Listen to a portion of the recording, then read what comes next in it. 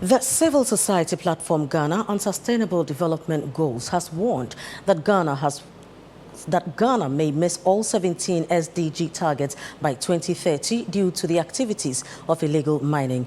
Now, speaking at a press conference in Accra, the CSO's platform called on the president to act swiftly to prevent further destruction of the environment and water bodies. Fred Duho has more in the following report.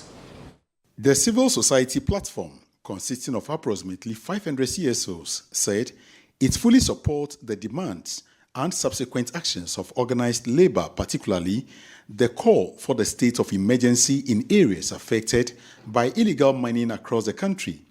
Addressing the press in Accra, the co-chair of the civil society platform on SDGs, Beauty Emefanate, noted that Ghana may miss its SDG targets by 2030 if the president does not take drastic measures. Without combating Galamsey and other forms of illegal and irresponsible mining in Ghana, we will not be able to achieve the SDGs by the year 2030, which is barely 6 years away, and also will not be able to achieve Agenda 2063.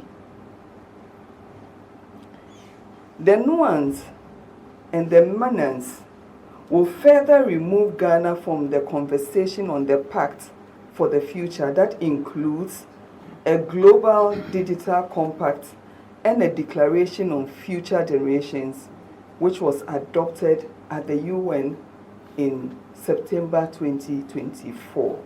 The CSO platform on SDGs urged the president to revoke laws that permit mining in and around water bodies and forest reserves.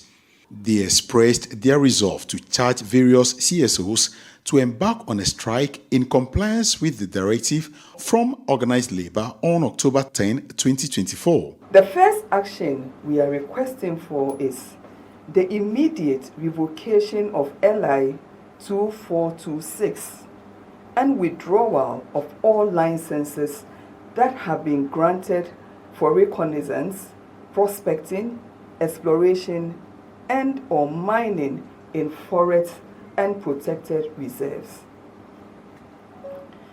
We also call for the withdrawal of all licenses that have been granted for mining concessions that span across water bodies. The coordinator of the Media Coalition Against Galamsey, Engineer Kenneth Ashigbe, called on medical bodies to outline tests individuals can take to determine the level of metals in their bodies, alleging that water used across the country is no longer safe. He believes the situation is a health crisis that must be addressed. So as the Ghana Coalition Against Galamsey, we've written to Ghana Water. We're asking them to publish for us the level of heavy metals and trace metals in all the waters that we're drinking. You see, when, again, my brother said it the last time, when it is clear doesn't mean it is clean. So we need to be sure that the waters that you're drinking does not have heavy metals in them. One of the actions that we're going to take, we're going to ask medical bodies, are there any tests that all of us can take now that will tell us what is the level of heavy metals in our body? Are there any tests? So that we can then look for money and get all of us to start taking it. Because, see, we need to start confronting this thing very differently. Very, very differently.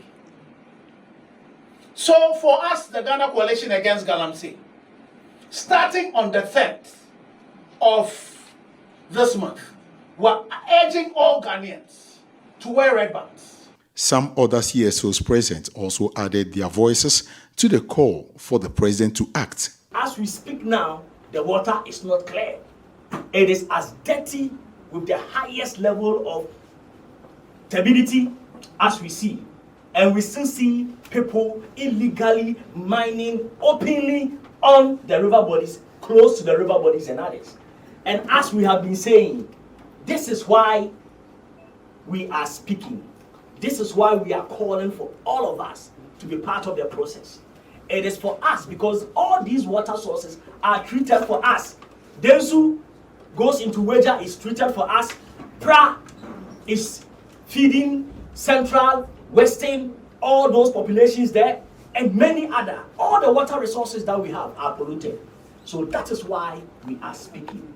The civil society platform, made up of approximately 500 CSOs, have joined the call by organized labor for the president to declare a state of emergency at affected areas where illegal mining is taking place. They are basically hoping that a decisive action must be taken to stop the Galamsey menace that is happening on water bodies as well as on the forest reserves. They believe that the SDGs may not be met by 2030 if these distractions continue as we are seeing in the country.